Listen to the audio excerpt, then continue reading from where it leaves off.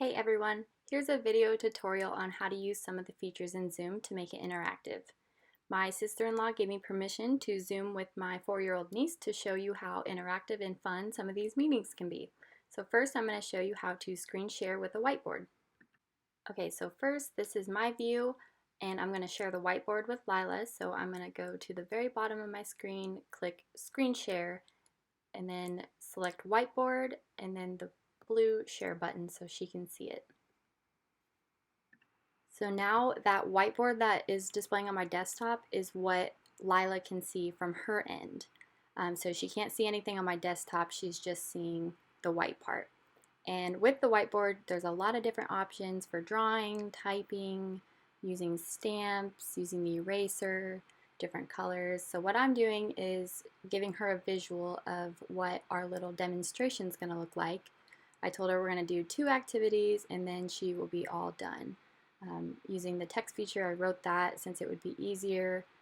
And so now the first thing I'm going to do is draw some shapes. I drew a circle and a triangle, and then I'm going to have her recreate those on her end. And here I'm using the spotlight, which is a little red visual discriminator, so I can circle them and show her that I want her to recreate these on her end. So this is what the participants see when you're on the whiteboard feature. It only has the whiteboard available and they can see everything you're doing in real time. Now I'm going to show you how to give mouse control to your participants in your video. So I told Lila I wanted her to draw the circle and the triangle. So what you do is you hover over that green and red bar, click mouse control, and once you click that, it says give mouse control or keyboard control to whichever participant you have. So I'm going to click hers, and then now you can see it says waiting for her to control my screen. And so I'm going to click the item that I want her to be able to do, which is draw, and then now you're going to be able to see her screen. And you see that it says tap here to control her screen remotely, so she would just tap that and then she would have control to draw on her tablet or computer. And back to my view, I was able to see that Lila drew the circle in real time like I wanted her to.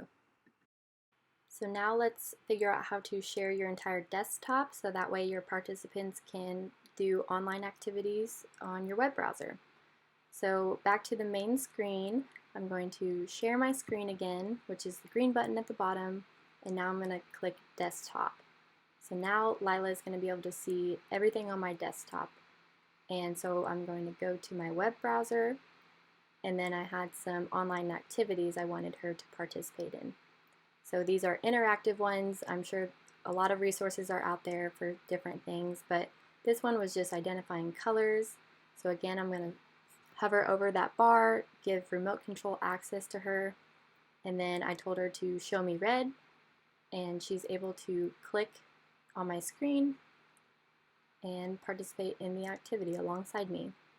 And I can see her concentrating, and so it's nice to have the thumbnails of the videos in the corners so you can see how excited she got when she got them right. So Lila completed her game, so I'm going to stop the access of the remote control. So I just click abort control under the same functions, and so now she does not have access to control my screen anymore. So she completed my first activity, so I'm going to go to new share at the top and go back to our whiteboard where my schedule was for her. Click share, and now Lila can see her progress on the whiteboard that I had. So I'm going to go and put a little pink X in there and say you did the first activity. And so now we're going to move on to the next. So now to do the next activity, I'm going to go back to my web browser, share that screen with her. And she really likes Frozen and doing puzzles, so I found an online Frozen puzzle that she can complete. So on the web browser, I clicked Start, and then again I was going to go up and hover over that bar, give remote control access to her so she can do the puzzle, and give her control, and then I'm going to wait for her to control it and she will complete the puzzle. This is what the desktop share looked like for Lila. I was talking when I gave it to her, so now you can see that she's able to see everything on my page. And so then we went back to the whiteboard and I said, you did the second activity, now you're all done. And so then I can pause all the shares and then we go back to the main screen. Another way to make this really interactive is to click the up arrow by the stop video button, choose virtual background, and then you can choose a background to display behind your video and make it more interactive for the kids.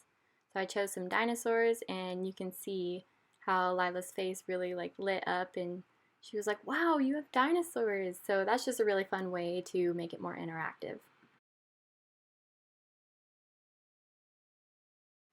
And finally, the last thing I'm going to show you is how to upload files to your Zoom videos. So under the same share screen button, you can click upload files and then it's going to take you to whatever platform you're using. So I chose Google Drive.